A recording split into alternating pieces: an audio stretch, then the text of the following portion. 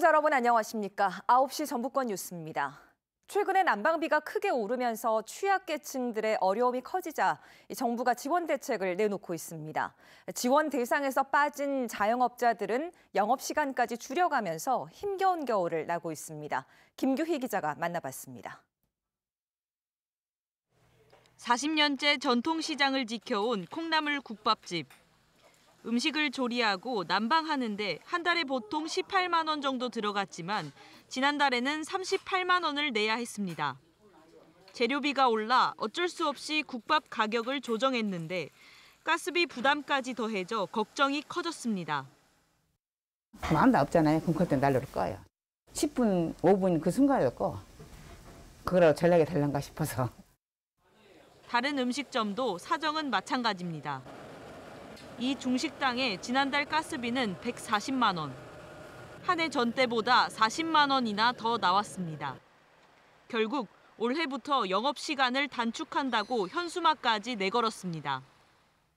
8년 동안 브레이크 타임을 없이 영업을 해왔는데 재료값 상승하고 인건비 상승, 가스 요금이 너무나 많이 올라가지고 코로나19 여파로 관광객이 줄어든 한옥마을.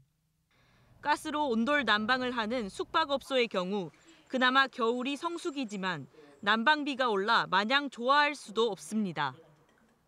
저희 주변 상권에 거기 회의를 했는데 지금 난방비나 이자 부담 그런 것이 있어서 정말 굉장히 힘들다고 해서 같이 이걸 어떻게 헤쳐나가야 되나 한옥마을 사람들이. 경기 불황에 가스비 폭등으로 자영업자들의 고민이 크지만 이달에는 인상된 전기요금이 반영될 예정이어서 시름은 더 깊어지고 있습니다. KBS 뉴스 김규희입니다. 겨울철 난방비 급등으로 어려움을 겪는 시설원의 농가에 보조금을 지원합니다. 농림축산식품부는 오는 10일까지 신청을 받아 지난해 10월부터 석 달 동안 난방용 면세유를 산 농가에 리터당 최대 130원을 지급합니다. 전라북도도 다음 달 1일부터 한 달 동안 신청을 받아 평균 면세유가 상승분의 55%를 지원할 예정입니다. 지역 농협과 축협, 산림조합 등을 이끌 전국 동시조합장 선거를 한 달가량 앞두고 있습니다. 법에서 금지한 기부 행위가 기승을 부리고 있는데요. 전북에서는 값비싼 홍어를 조합원들에게 돌린 정황이 드러나 경찰이 수사를 벌이고 있습니다. 오정현 기자입니다. 전북 김제에 있는 한우 경매시장. 장이 서지 않는 날이라 경매장은 텅 비었고 대신 현수막이 내걸렸습니다. 전주 김제 완주 축협 조합장 선거와 관련해 홍어를 받았다면 자수하라는 안내입니다. 홍어권 관련해가지고는 자수를 한번 하셨어요. 그 받으신 분이 조합원들에게 자수 권유 안내문과 문자 메시지를 발송을 했습니다. 축협에 들른 한 조합원에게 무슨 일이 있었는지 물어보니 상황이 심각해 보였습니다. 많이 들었어요. 누가 받았네, 먹었네, 그냥 하필 오는 데는 그냥 막걸리 사다가 그냥 서로 먹어버렸다고 그러나. 경찰도 수사하고 있습니다. 일단 중간에서 홍어를 전달한 사람의 자백은 받아낸 것으로 파악됐습니다. 다만 얼만큼의 홍어를 조합원 몇 명에게 건넸는지, 특히 특정 입후보 예정자가 직접 지시했는지 여부는 조사 중입니다. 이게 몇 단계를 거쳐가지고 최종 단계까지 이렇게 전달이 됐는지도 확대해 가면서 수사를 진행해 가야 되기 때문에요. 전북 선관위는 오는 15일까지 특별 자수 기간을 뒀습니다. 이때까지 홍어를 받은 사실을 신고하면 과태료를 피할 수 있지만 끝까지 숨겼다가 적발되면 받은 금품의 10배에서 많게는 50배를 과태료로 내야 합니다. 자수한 조합원이 밝힌 홍어 무게는 4.6kg. 요즘 서해산 홍어값으로 따져 15만 원어치를 받았다고 한다면 최고 750만 원까지 물 수도 있는 겁니다. 선관위와 경찰은 자수하면 과태료를 완전히 없애주는 만큼 조합원들이 적극 신고해 줄 것을 당부했습니다. KBS 뉴스 오정현입니다. 더불어민주당이 내일 서울 도심에서 현 정부를 규탄하는 장외 집회를 엽니다. 더불어민주당 전북도당은 이 집회에 전북 지역 당원 600여 명이 참가할 예정이며 지역위원회별로 버스를 동원해 이동할 계획이라고 말했습니다. 이와 관련해 국민의힘 이용호 의원은 소셜미디어를 통해 그동안 민생을 파탄냈던 세력이 집권 6개월밖에 되지 않은 정권에 책임을 묻는 건 염치 없는 일이라고 비판했습니다.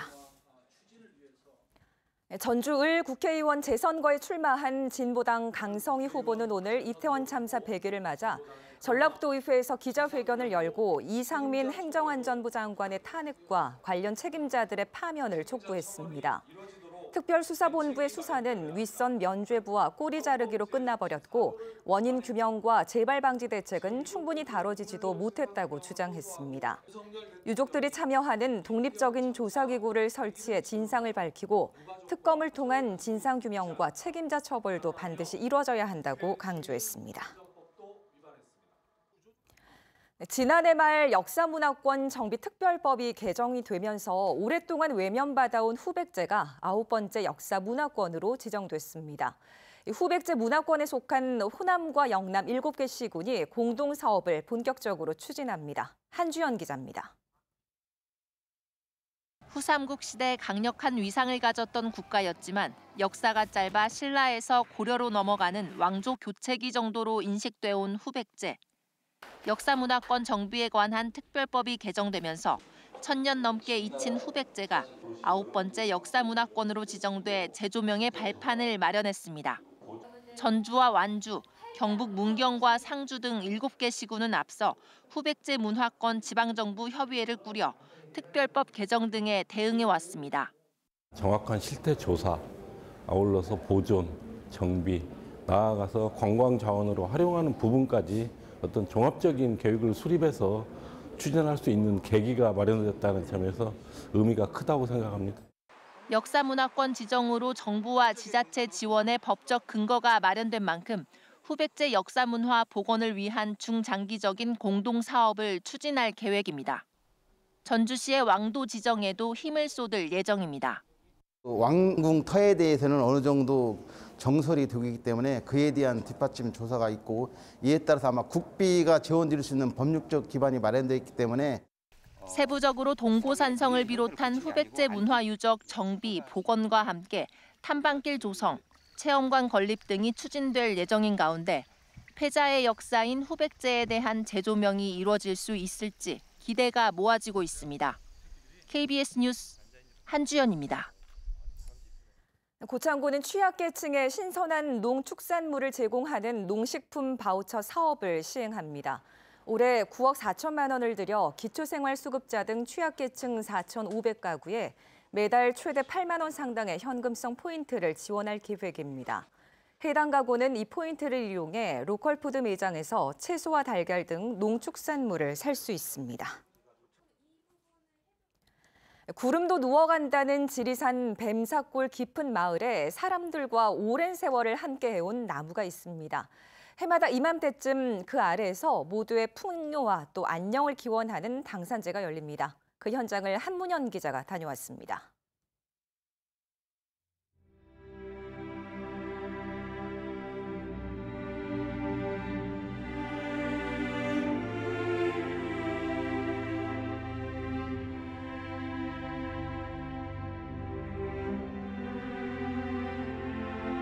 천연기념물 424호로 지정된 우리나라에서 제일 큰 소나무입니다.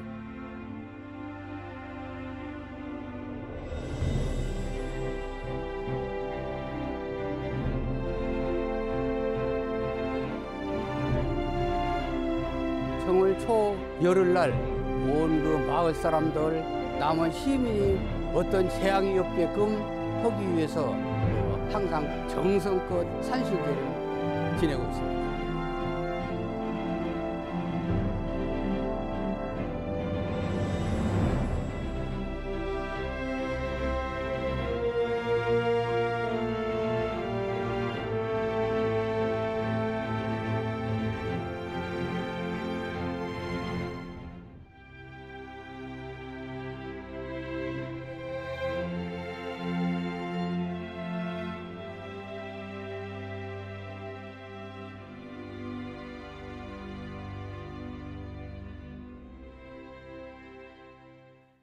전라북도가 군산 의료원장 공모를 진행 중인 가운데 박용근 도의원은 오늘 업무 보고를 받는 자리에서 전라북도가 다른 지역 병원 출신 의사를 원장에 앉히려 한다는 소문이 돌고 있다며 의혹을 제기했습니다. 또 그 배우가 김관영 지사가 아닌지 의심스럽다고 밝혔습니다. 이에 대해 군산의료원장 직무대행인 최영두 보건의료과장은 이사회 추천을 중심으로 규정과 절차에 따라 진행 중이라고 반박했습니다. 업무 추진비 부당 사용 의혹을 받은 박성태 전라북도 정책협력관에게 훈계 처분이 내려졌습니다. 전라북도 자체 감사 결과 박 협력관은 업무 추진비로 30여 건, 280여만 원을 사용하면서 실제 만난 사람과 다른 사람이나 단체를 적었습니다. 또 목적 외로 쓰거나 특산품을 산 뒤 누구에게 몇 개나 주었는지 제대로 적지 않은 것으로 조사됐습니다. 박 협력관은 김관영 도지사가 여야 협치를 내세우며 국민의힘 추천을 받아 영입한 인사입니다. 한일장신대 최은하 총장이 이사회에 총장 직위 해제안 상정에 항의하며 무기한 금식 기도에 돌입했습니다. 최 총장은 이사회가 특별한 결격 사유가 없는 교수 4명을 재임용해서 탈락시키고 계약 직원 퇴사를 압박하는 등 지나치게 개입하면서 모든 문제를 총장 탓으로 돌리고 있다고 비판했습니다. 이에 대해 이사회 측은 교수 4명에 대한 재임용 거부는 기준에 맞지 않아 이뤄진 결정이라고 밝혔습니다.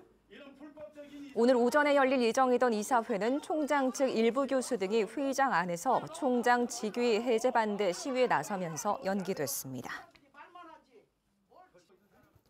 윈블던 14세 이하 초대 챔피언인 남원 거점 스포츠클럽 소속 조세혁 선수가 국가대표 상비군 24명 명단에 이름을 올렸습니다. 조세혁은 오는 6일부터 14일간 김천 종합스포츠타운에서 열리는 국가대표 상비군 훈련에 참여하게 됩니다. 익산시가 소나무 재선충병 확산을 막기 위한 집중 방제에 나섭니다. 우선 1억 6천여만 원을 들여서 함라면과 황등면 등의 산지에서 발견된 재선충병에 걸린 소나무와 주변 나무를 벌채하고 파쇄하기로 했습니다. 익산시는 지난해 10월 이후 재선충병 감염 사례가 늘고 있다며 소나무를 옮기려면 미감염 생산 확인증을 반드시 발급받을 것을 당부했습니다. 전북지방 중소벤처기업청이 지역성과 결합한 창의적인 아이디어로 사업적인 가치를 창출하는 창업 인력, 로컬 크리에이터를 오는 28일까지 모집합니다. 지역의 문화와 자연, 전통, 로컬 푸드를 사업화한 아이디어고 기존 창업자에게는 4천만 원, 예비 창업자에게는 3천만 원과 창업 교육 등을 제공합니다. 또 중소벤처기업부 로컬 브랜드 트랙과 매칭 융자 지원 사업과도 연계해서 사업자금 1억 원과 정책자금 5억 원도 추가로 지원받을 수 있습니다. 전라북도가 올해 말까지 토양 오염 우려 지역 150여 곳을 조사합니다. 산업단지와 폐기물 처리 지역, 어린이 놀이시설 등을 돌며 중금속 등 토양 오염과 관련한 20여 개 성분이 기준치에 적합한지 살핍니다. 전라북도는 조사 결과 오염을 확인하면 누가 오염시켰는지 확인해서 복원 명령할 예정입니다. 김제시가 연말까지 환경오염 물질 배출 사업장을 점검합니다. 9시 전북권 뉴스를 마칩니다.